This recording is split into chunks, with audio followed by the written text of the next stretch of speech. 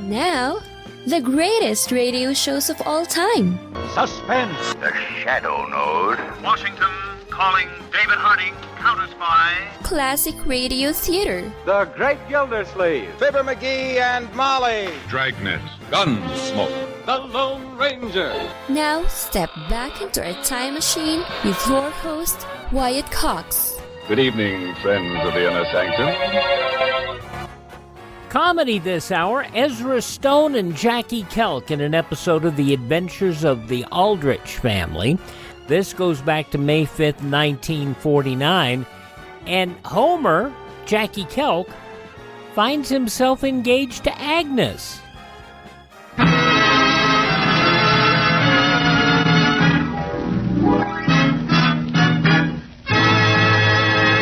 And now the Jell-O family presents... Henry Aldrich. Coming, Mother. Yes, it's the Aldrich Family, based on characters originated by Clifford Goldsmith, and starring Ezra Stone as Henry, with Jackie-Kelk as Homer. And yes, it's the Jell-O family. Oh, the big red letters stand for the Jell-O family. Oh, the big red letters stand for the Jell-O family. That's Jell-O. Yum, yum, yum. Jell-O puddings. Yum, yum, yum. Jell-O tapioca puddings. Yes, sirree. And now for the Aldrich family.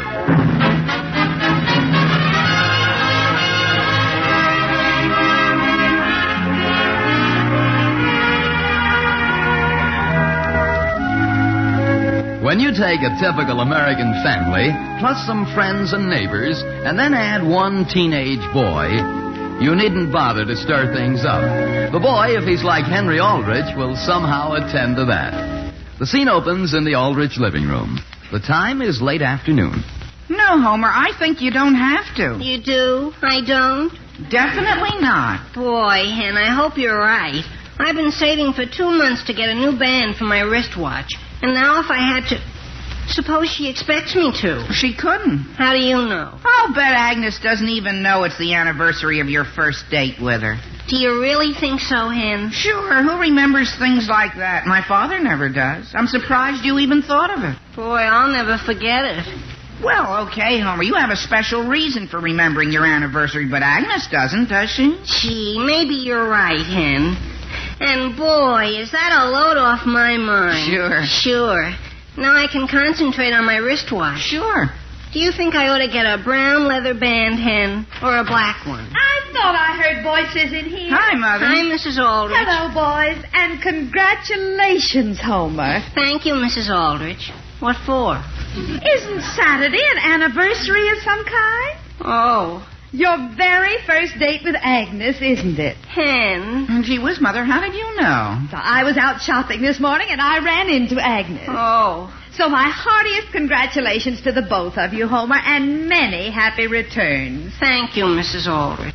Thank you, Mother. You're welcome, boys. If you want some fruit, it's in the icebox. Who could eat fruit now? See, Henry? So what? So my mother knows. What does that prove? It proves Agnes knows. All right, supposing Agnes does know. What does that prove? It proves there goes my watch band. Not necessarily. Alice, do you know where... Hello, boys. Hi, Father. Hi, Father. I mean, Mr. Aldrich. Oh, by the way, Homer, I ran into a friend of yours down at the Emporium today. You did, Mr. Aldrich? Whom? Agnes. Oh. May I ask in what department? I believe it was in Ladies' Unmentionables. Ah. Is your mother in the kitchen, Henry? I think so, Father. See you later, boys. Well, that does it. Homer, why do you keep jumping at conclusions? I'm not jumping at them, Hen. They're jumping at me. I still don't see it. Then what was Agnes doing in Ladies' Unmentionables? I don't know. Maybe she was just looking around. Sure, and I know why. Why? To see what she could exchange what I'm going to give her for. Hello? Hello, Henry. Is Homer there? Yeah, he is, Agnes. Agnes? Oh. Let me talk to him. Okay. Here, Homer. Hello, Agnes. Hello, Homer, honey. Oh, boy.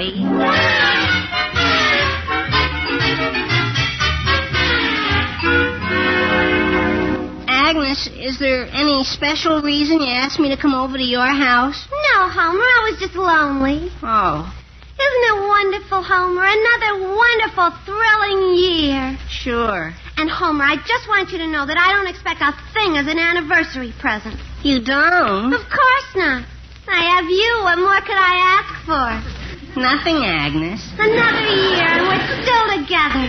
That's all any girl needs to make her happy, her man. Sure. Don't you think a brown band would go better with my wristwatch than a black? And anyway, I don't think it's fair for a girl to expect a boy to spend all his money on her. Sure. That's what I like about you, Agnes. You're so fair. Sure. $4 or $5 ought to be plenty. Oh. Homer. What?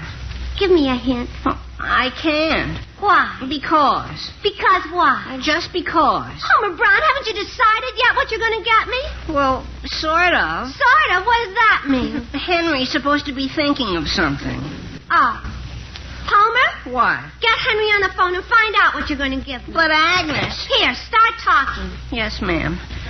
Hello, operator. Give me Elm 431. Now remember, Homer, I don't want you to spend a cent over $4 or $5. Yes, Agnes. Unless you promise you'll get me something cheaper for my birthday. Oh.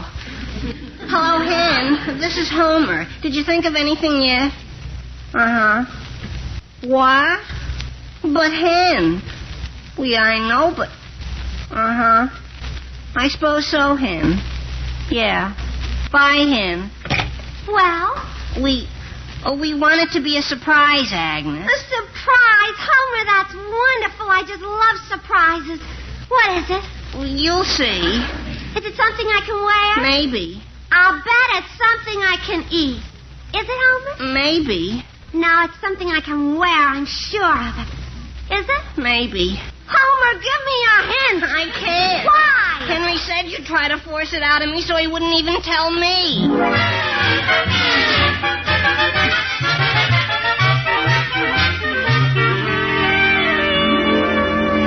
Henry, couldn't you think of something that'd still leave Homer enough for the watch band? I tried to, Mother, but a watch band would only leave Agnes 45 cents.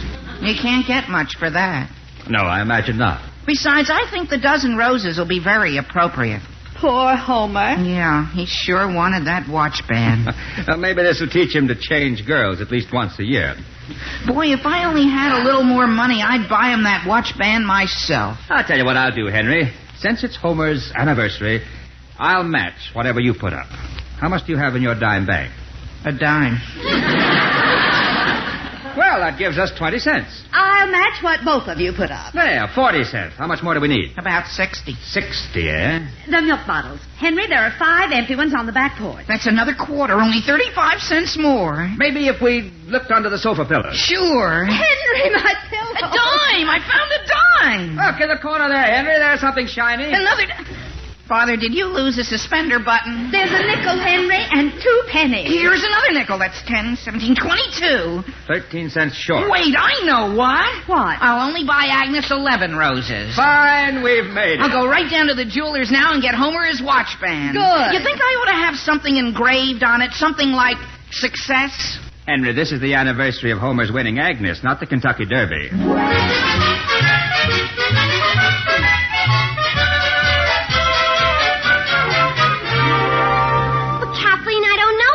Getting me. Henry wouldn't tell him. Henry? Mm-hmm. He had some silly idea I might try to force it out of Homer, so he's going to pick out the gift. Oh, no wonder. No wonder what? So that's what Henry was doing down there. There? Where? Where's there? I saw Henry in a jewelry store. A jewelry store? Oh, boy. What was he buying?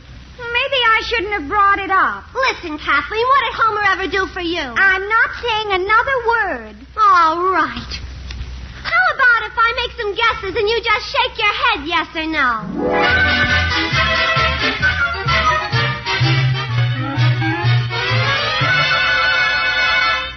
Hello? Thank you, Homer. Thank you, and thank you. You're welcome. Who is this? Homer, it's your best girl. Really? Gee, it doesn't sound at all like you, Mother. It's me, Agnes. Oh. Hello, Agnes. Boy, Homer, the minute I heard I had to call you and thank you. Heard what, Agnes? What you're getting me for our anniversary present. You know? Uh-huh. Gee whiz, everybody knows what I'm getting you but me. What am I getting you? I don't think I ought to tell you. It'll spoil the surprise. Listen, Agnes, when I give you a present, you're supposed to be surprised, not me. Oh. Well, I'll tell you what, Homer. You come on over. I want to see your face when I tell you.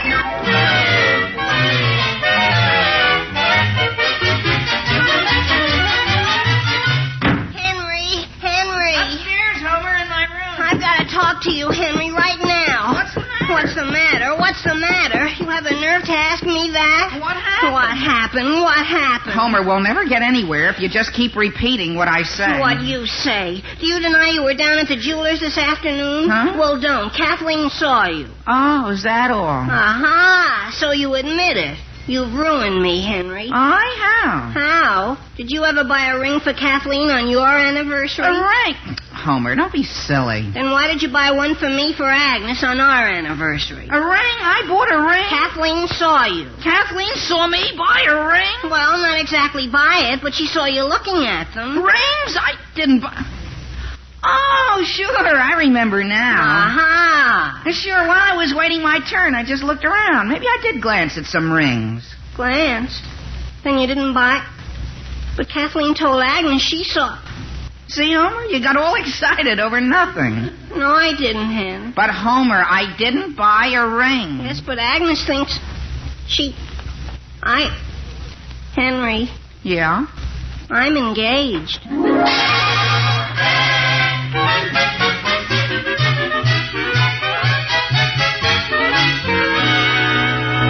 Agnes, how did Homer ask you? Well, he didn't exactly ask me, Kathleen. Yes, but how did you know? Well, I figured Henry wouldn't be buying a ring unless Homer had said something to him about wanting to be engaged, see? Yes. So I sort of helped him along.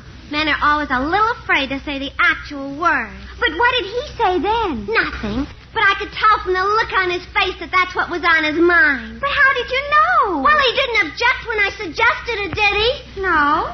So there you are. My goodness. You think I ought to send Henry a thank you card? Oh, I don't know. Agnes, what does being engaged feel like?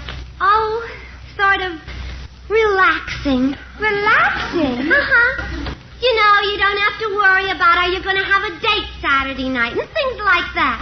All of a sudden, all your problems are ended because you got your man to lean on. Oh, it sounds just wonderful. It is, Kathleen.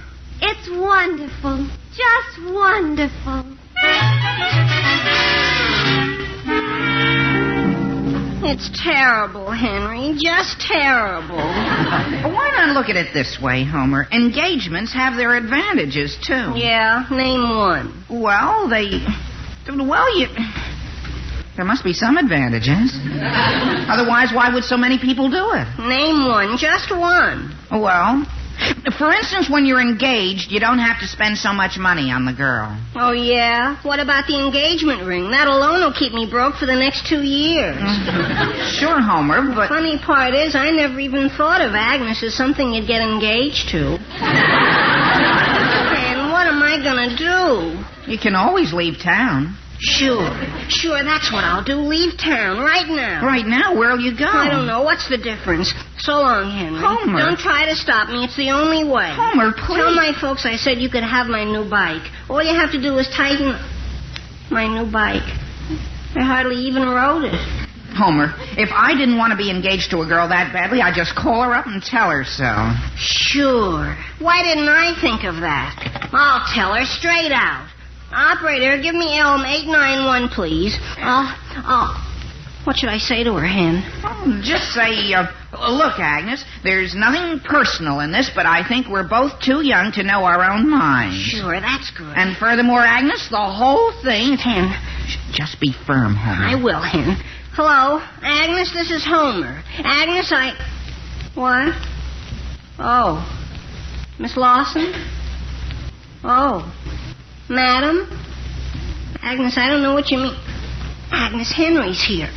But Agnes... What's the matter? She thinks I ought to call her dear. Oh. Yes, dear. Yes, dear. Uh-huh, dear. Yes, dear. Homer? Yes, dear. I mean, Why didn't you tell her? because she... Henry, Why? what's a fella supposed to get his fiancée for her shower? What? A shower. Agnes said Kathleen insisted on giving her one. Gee, I don't know, Homer. I think you're supposed to give her tablecloths and old pillowcases and things like that. Yeah, I suppose so. Homer, why didn't you tell her about being too young to know your own mind? Because she sounded so positive about the whole thing. Boy, I got the feeling maybe it was illegal or something to call it off. Gee whiz, maybe it is. You know what, Homer?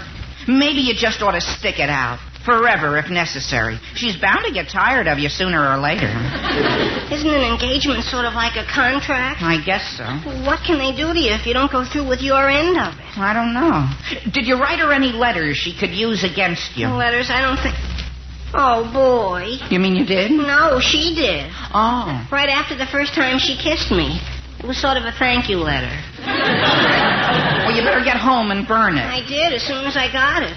But what if she kept a carbon copy? Oh, boy. Henry, I don't think my father's going to like... My father? Boy, wait till he finds out.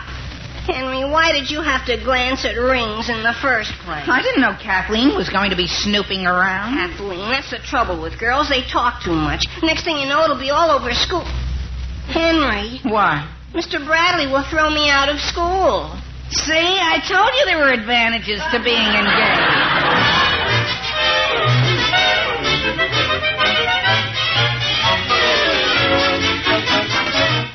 May 5th, 1949, The Aldrich Family on Classic Radio Theater with Wyatt Cox. Classic Radio Theater, I'm Wyatt Cox on your favorite radio station. Now more of The Aldrich Family, May 5th, 1949.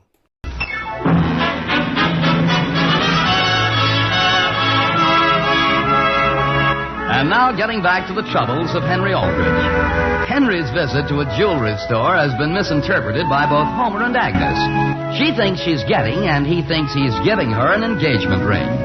The scene opens in the Aldrich living room. It is the next day. Alice. What is it, dear? Listen to this letter that came in the mail today. Dear Mr. Aldrich, I am a young high school student who suddenly finds himself engaged to another young high school student, female, of course. My goodness. As a lawyer, I would appreciate your advice on whether I can escape. Escape? Yeah, but that's crossed out and changed to whether I can disentangle myself, and if so, how. Sam, who's it from? Yours truly, Desperate. Oh. Well, what about the handwriting? It's printed. Then there's a P.S. Kindly attach your answer to the lowest branch of the big maple tree in the empty lot on Olive and 5th Street. Then there's a P.P.S. Kindly enclose a bill for your fee. Well, who do you think? Just a minute, Alice. There is also a P.P.P.S. When naming fee, kindly bear in mind that the writer is a poor, underline, young high school student. Alice, you don't suppose...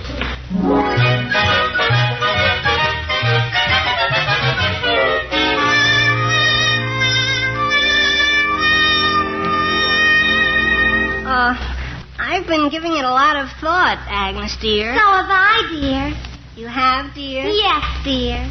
Well, what do you think, dear? I agree with you completely, dear. You do, dear? Of course, dear. Sure. Everybody agrees that long engagements aren't good. That's absolutely true, dear. They're terrible. And so I think we ought to reconsider the whole thing. Don't you, dear?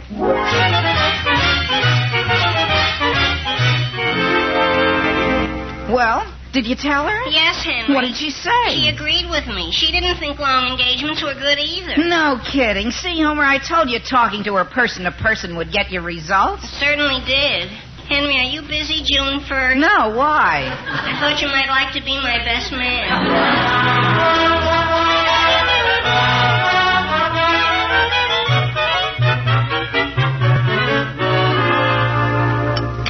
An anonymous letter, Will? Yeah. Oh, Homer, stop staring into your soup and start eating it. That's what Sam told me, Elizabeth. Imagine a high school kid doing a thing like that. And Sam didn't know who it was. Oh. Homer, stop that. All he said was the note was signed Desperate. A high school boy. You know, Will, if it didn't sound too ridiculous even for him, I'd guess it was Sam's own son, Henry. Oh, Homer, stop fishing around in your soup with your fingers. Take another spoon. Well, whoever he is, he's an idiot. What about his parents? They're idiots, too. Do you suppose he's figuring on moving her in with his folks? What else can he do? You know what I'd do if I were that kid's father? I'd take him and his idiot bride and ship them right over to her idiot parents' house. Homer, if you're having that much trouble holding onto your spoon, tie it to your wrist or something. Here's another spoon, dear.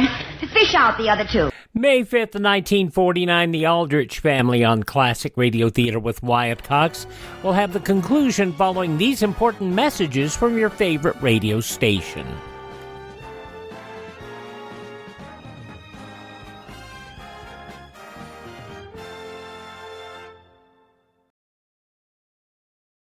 Just when you thought it couldn't get any better, Mike Lindell and MyPillow launching the MyPillow 2.0. Now, when Mike invented MyPillow, it had everything you could want in a pillow. Now, nearly 20 years later, he's discovered a new technology that makes MyPillow even better. Of course, the patented adjustable fill of the original MyPillow, but now with brand new fabric with a temperature-regulating thread, it's the softest, smoothest, and coolest pillow you'll ever own. Say goodbye to tossing and turning and flipping your pillow over in the middle of the night. And more great news on the MyPillow 2.0 buy one, get one free offer with my promo code Wyatt. MyPillow 2.0 is 100% made in the USA, 10-year warranty, 60-day money-back guarantee. Go to MyPillow.com, click on the radio podcast square to receive the MyPillow 2.0 buy one, get one free offer. Use my promo code Wyatt or call 1-800-928-4715.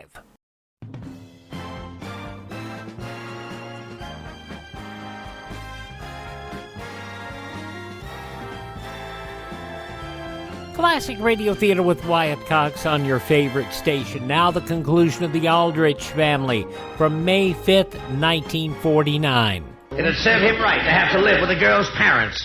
Let him use their pots and pans and utilities. Let him eat their food. Oh, boy. Homer! Homer, come back here and clean up this mess. Homer! I wonder what's got into that boy. Pots and pans, Henry, utilities. Take it easy, I'm Homer. too young, Hen. I'm just a kid. Homer, you're getting hysterical again. Take another drink of water. Thanks. Henry, what am I going to do? I don't want to live with the Lawsons. Easy, Homer, easy, boy. There was a letter from my father on the tree today. There was? What'd he say? He said if Desperate wanted advice to drop in person. We can't do that, Henry. Then he'd know. Look, I've got it all figured out. We can tell him we're friends of Desperate, and he asked us to represent him. Sure. That's what we can do. Come on, Henry. Hello, Father. Hello, boy. Hi, Mr. Aldrich. Father, do you recall a communication you had from a party who prefers to remain nameless? Oh, yes. Desperate, wasn't it? That's right, Mr. Aldrich. Well, he's sort of asked us to represent him. Oh? Sort of the party of the third party, you might say. I see. You mean you have his power of attorney? Well, no, Father. He didn't know it was necessary. Mr. Aldrich, couldn't we discuss it purely hypotheoretically? Why, yes, I suppose so. Now, what exactly is Desperate's problem? Well, he sort of found himself engaged. Against his will, Mr. Aldrich, against his will. I see. So what can he do to get disentangled? Before he gets all mixed up with pots and pans and utilities. I see. Now, let's see. This same point came up in the case of Schneiderkoff versus Schneiderkoff. Who won, Father? Schneiderkoff. Oh. Is that good or bad for the third party? Well, in a divided opinion, the Supreme Court decided that in the event of a reversal of sentiment on the part of one of the contractees to an engagement, the dissenting party was obligated to so inform the said partner to said contract. Really, Father? The exact wording of the decision. That's very interesting, Mr. Aldrich. Did he get any time off for good behavior? I'm afraid you don't understand, Homer. He was no longer engaged. What? But how did he get out of it? He called the girl and told her it was off. That's all? That's all. And Agnes couldn't do anything to him? Not a thing. Oh, boy. Thank you, Mr. Aldrich. Thank you. Homer, stop kissing my hand.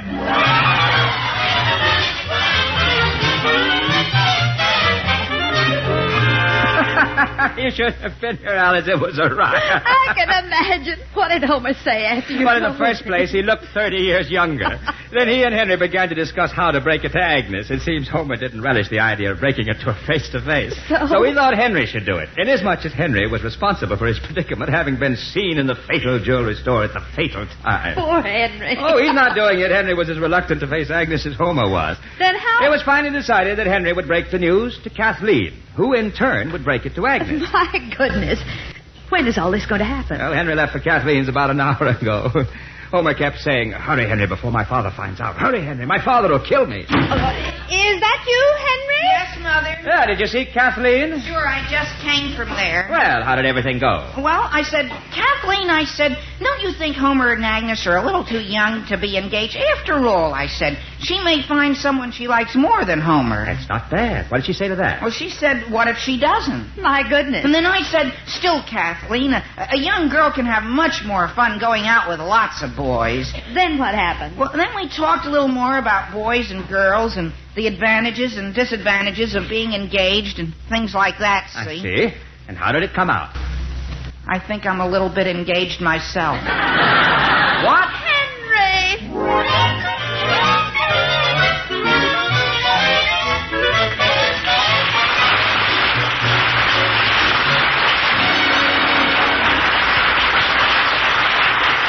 And now here's Mrs. Norman Vincent Peale, wife of the renowned minister, with some important news. Good evening, Henry Aldrich, or I should say Ezra Stone. I'm happy to be here tonight in behalf of National Family Week to present to the Aldrich family our annual radio citation for high quality in content and excellence of production.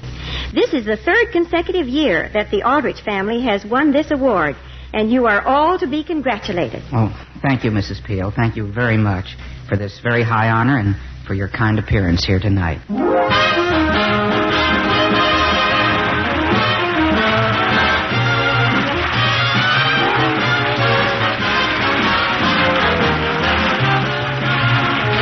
The Aldrich Family, starring Ezra Stone as Henry with jackie-kelk as Homer, is written by Frank Tarloff with music by Jack Miller. Mr. and Mrs. Aldrich are House Jameson and Catherine Roth. And this is Dan Seymour in New York saying, the Aldrich Family is brought to you by the Jell-O family. Oh, the big red letters stand for the Jell-O family. Oh, the big red letters stand for the Jell-O family. That's Jell-O. Yum, yum, yum. Jell-O puddings, yum, yum, yum. Jell-O tapioca puddings, yes, sirree. Okay, it's cute when the stars of the show sing the commercials and they're not really great singers. Oh, my gosh. May 5th, 1949, The Aldrich Family on Classic Radio Theater with Wyatt Cox. Thanks for tuning in. By the way, if you enjoy listening to our show and you want to hear it through a podcast site, we're on almost all of them. iHeart, Spreaker, TuneIn, Apple Podcast, Google Podcast, Overcast. Just search, and you have to use all these words, otherwise you'll get something different. Classic Radio Theater with Wyatt Cox. That's Classic Radio Theater with Wyatt Cox. And if you're too young, it's WYATT. I say too young because some youngsters have never heard of Wyatt Earp, which is not who I was named after. I was named after Hugh O'Brien, and if you don't get that, I don't know what to tell you. All right, Ted at RadioMemories.com, having us another episode of Lum and Abner. And this episode gets into another convoluted storyline. This originally broadcast May 5th, 1943, as they remodel the Jot 'em Down store.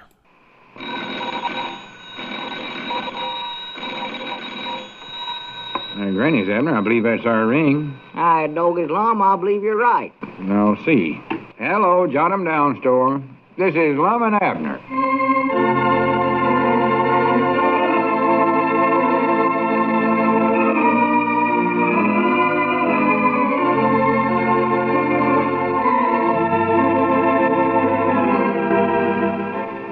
And now let's see what's going on down in Pine Ridge. Howdy, folks. This is Dick Huddleston. and I've just learned how inspiring a good book can be. Yesterday, in thumbing through some of the Jot 'em Down Store's library books, Lum became entranced with the volume titled Secrets of a Famous Chef. He was soon imagining himself as a famous chef, so now he and Abner are in the middle of remodeling the store building for a new enterprise, the Pine Ridge Bakers.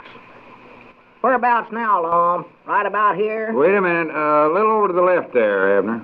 Yeah, that's it. Right square above the stove. Put her right there. All right.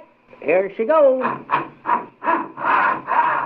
Seems a shame, though, to saw a hole right through the ceiling. Yeah, well, we got to put the stovepipe someplace. Can't have the smoke just floating around the store, can we? No, of course not. And it'd be even worse in the library. Folks come in to read and get smoke in their eyes. Liable to lost to it. Better get the phone, Lum. I believe that was our ring. All right, but don't wiggle around too much up there. This ladder ain't too steady. Yeah, I'm all right. Hello, Jot 'em Down Store, Public Library, and Pine Ridge Bakery speaking. Lum Eddard speaking. Mom? Oh, yes, Miss Bates. Yes, Mom. Coal oil, clothespins. 4.5 yards of dress goods. For yourself? Any particular pattern, Miss Bates? Well, I'll pick out something right pretty for you. Anything else? How about some bread? No, you can get it right here every day now, fresh. We're putting in a bakery. Yes, Mom. Well, we ought to get out our first batch of bread today. Hey, Lum, how's it? Yes, Mom. Oh, excuse me, I thought you was through. What's that, Miss Bates? Oh, well, now, there ain't no sense you going to all that trouble when you can get all the loaves you want right here. Yeah, just throw away that dough and try our bread. Yes, Mom. Today. All right, Miss Bates. We'll send it out. All right, you betcha. Goodbye. How's this look, Lum? Oh, yeah, that's fine. Did you hear that, Abner? We got an order for a loaf of bread already. Miss Bates. Well, good. Hand up the stovepipe now and let's see if it fits. Yeah, all right. Hurry up, right up I'll here, get it. Lum. Granny, I know we're going to make a big success out of this bakery, Abner. I believe it's the best one idea I've ever had. And I've had some awful good ones, too. All right, steady now. Here comes the stovepipe. Get a hold on it. Yeah, I got it. Let's go. But don't drop it now. I won't. Let's see here now. See what kind of a fit we got. Dad, blame it. What's the matter? Won't fit. Won't go through. Stovepipe's too big. Now what do we do? Well, that's simple. Just have to have a bigger hole in the ceiling is all. Oh, yeah, that's right, ain't it? I was thinking we was going to have to throw this pipe away and get a littler one. Hey, Abner. Can't talk to you now, Grandpap. Just sit there and read your almanac. Abner, guess who won the 1936 North American Bobsled Racing Championship? I don't know. Here, Lum, take this stovepipe. Can't hold this and saw at the same time. Okay, I got it. Now, hand me up the saw again. Or no, wait, I got it right here. A. Wells, K. Kelbach, M. Luck, and J. Otis. 4-man team, Abner. They win the bobsled race in 1936, according to the almanac. Yeah, well, that's fine, Grandpap. What'd you say, Abner? Said that's fine. I'm glad they won. Glad who won? Oh, them fellers, whoever Grandpap, was. stop bothering Abner. Can't you see he's busy up there? If you want to read, go ahead. That's what the library's for, but don't read out loud. I won't. Excuse me, Lum. I don't want to bother you fellers. All right.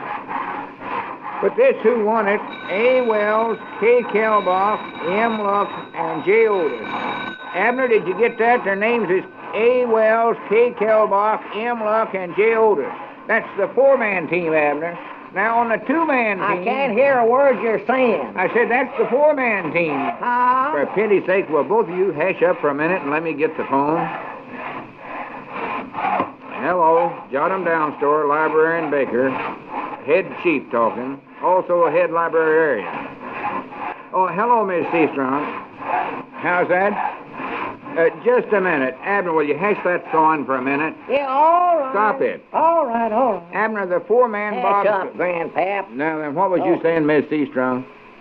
Oh, yes, Mom, that's right. Putting in a bakery. Today? Well, sure, we can handle it. Lum's getting awful fussy when he's on the phone here lately. 4 loaves, you say? I'll jot that right down. Anything else now? Little sewing, Bobby. Yes, Mom, this afternoon. All right. Goodbye.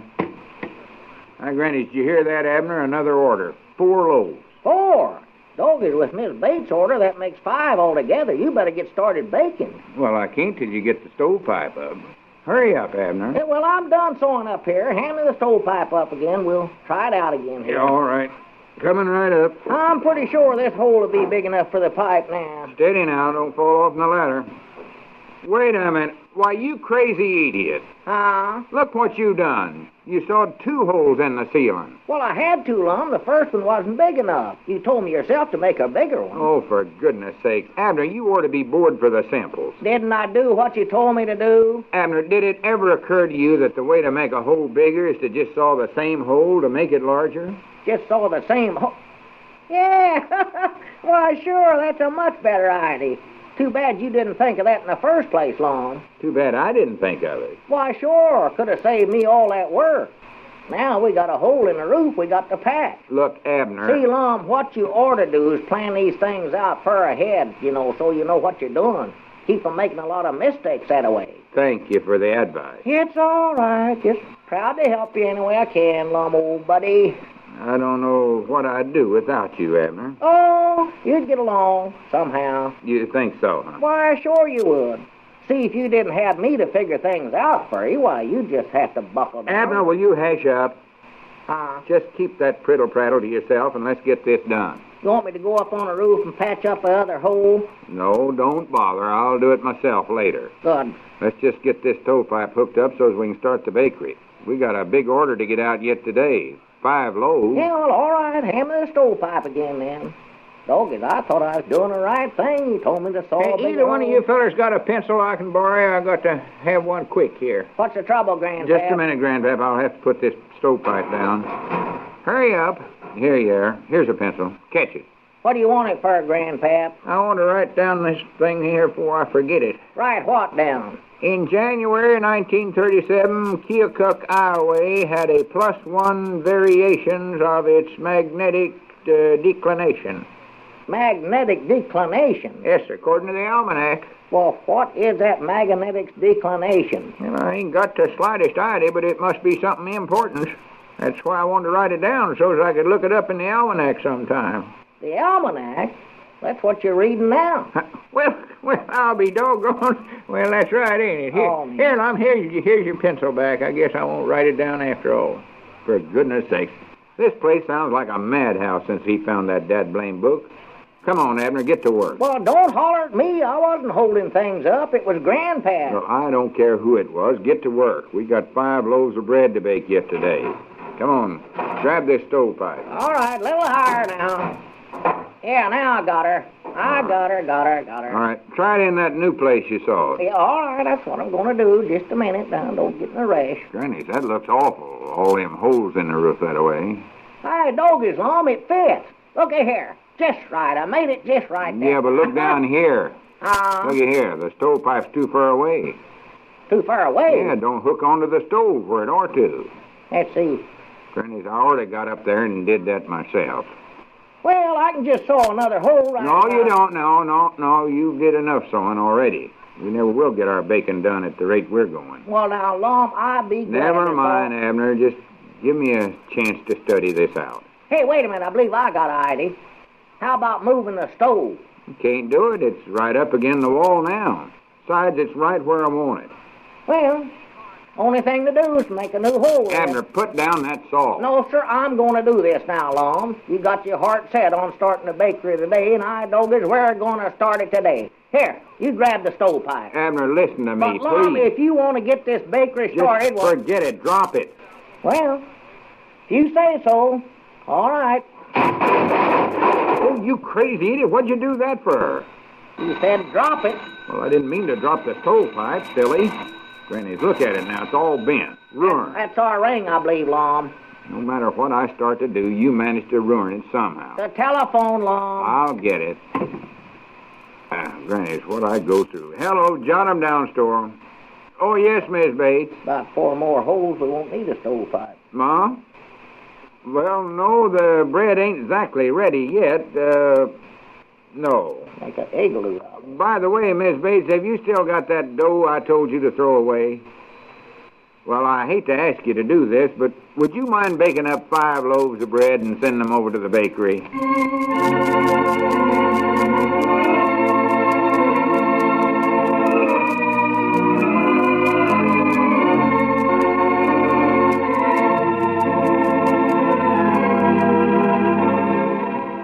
More grief.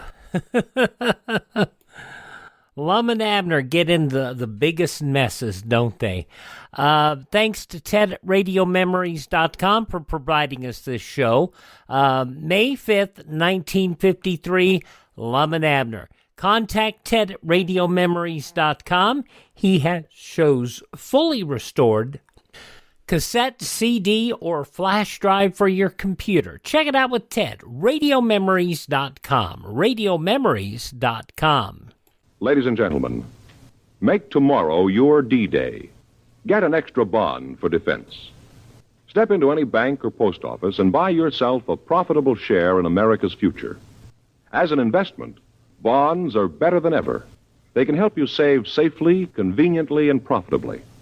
So whether you already buy on the payroll savings plan where you work or the bond-a-month plan where you bank, get an extra bond for defense tomorrow. And while you're at it, please thank this radio station, support their advertisers. It's their kindness and courtesy that allow us to be with you each and every time we roll around here on your favorite radio station. Now, if you miss a day, you don't have to miss a single show. All of our shows are available on demand by going to classicradio.stream. Classicradio.stream. Stream our shows. Learn about building a classic radio collection of your own. You can also find lists of sites that have our shows available via podcast.